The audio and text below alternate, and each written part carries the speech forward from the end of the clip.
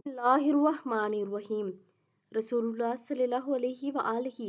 वसल्लम ने फरमाया कि तस्बीह फातिमा क्या है। हज़रत फातिमा रज़ी अल्लाह तआला अन्हा के हाथों पर चक्की चलाने और दीगर सख्त मुशक्क़त के काम करने की वजह से तकलीफ होगी तो रसूलुल्लाह सल्लल्लाहु अलैहि वआलैहि वसल्लम के पास खादम हासिल करने की तलब लेकर आई, लेकिन रसूलुल्लाह सल्लल्लाहु अलैहि वआलैहि वसल्लम से मुलाकात ना हुई तो अपनी परेशानी का इजहार अपनी वालिदा आयशा सदीक़ा रज़ी अल्लाह तआला अन्हा से फरमाकर वापस चली गई। जब रसूलुल्लाह सल्लल्लाहु अलैहि वसल्लम तशरीफ़ लाए तो उम्मुल मोमिनीन आयशा रज़ी अल्लाह तआला अन्हा ने उनको फातिमा